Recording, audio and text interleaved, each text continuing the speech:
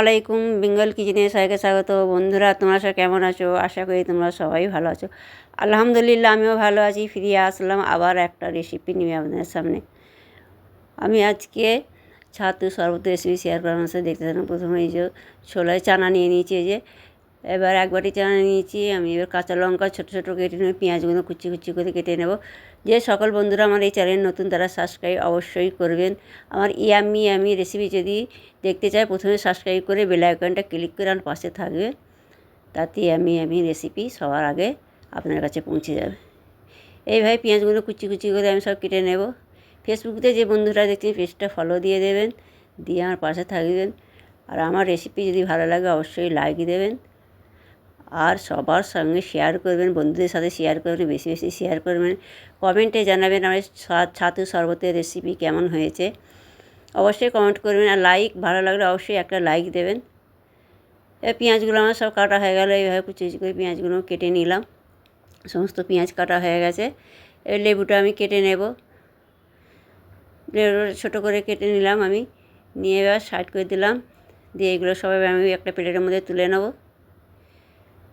এই প্লেটের মধ্যে সব তুলে নিচ্ছি। আমার এই রেসিপি যেভাবে বানাচ্ছি আমি, এই শরবতটা এইভাবে বানাবে, অবশ্যই ভালো লাগবে।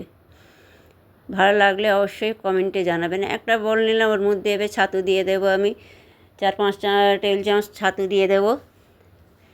এবার ছাতু দিয়ে দিলাম। ছাতু দিয়ে ওর মধ্যে এবার পেঁয়াজ কুচি দিয়ে দিলাম, পরিমাণ মতো পেঁয়াজ কুচি দিলাম, কাঁচা লঙ্কা কুচি দিলাম, পেঁয়াজ কাঁচা লঙ্কা দিয়ে দিলাম। দিয়ে ওর মধ্যে এবার লবণ দিয়ে দিলাম, বিট লবণ, জিরে পাউডার দিলাম। দিয়ে এবার পানি দিয়ে দেব। পানি দিয়ে ভালো করে এবার আমি ওটা গুলে নেব। স্যান্ডউইচ সাইজে ভালো করে গুলে নিতে হবে। এইভাবে পুরো গাঁট না থাকে, স্মুথ করে ভালো করে গুলে নিতে হবে। এইভাবে গুলে নেব, ভালো করে গুলে নিতে হবে। ভালো করে ফাটিয়ে ফাটিয়ে গুলে নেব, যাতে একটু না গাঁট থাকে, স্মুথ করে। এবার আমার ফাটানো হয়ে গেছে। এবার লেবু দিয়ে দেবো ওর মধ্যে। লেবু রস দিয়ে দিলাম। লেবুর রস দিয়ে আবার ভালো করে আমি নেড়ে নেব। ভালো করে নিয়ে নিলাম। খেয়ে দেখেছিলাম টকটা একটু লেবুটা লাগতো, ওই জন্য আবার একটু লেবু দিয়ে দিলাম। দিয়ে আবার ভালো করে নেড়ে নেবো। এইভাবে চামচের সাহায্যে ভালো করে নেড়ে নিলাম। সাইড করে দেবো। এবার একটা গ্লাস নিলাম, ওর মধ্যে এবার আইস দিয়ে দিলাম। দিয়ে এবার ছাতু শরবতটা দিয়ে দেবো, হাতের সাহায্যে এইভাবে দিয়ে দেব। এইভাবে দিয়ে দিলাম।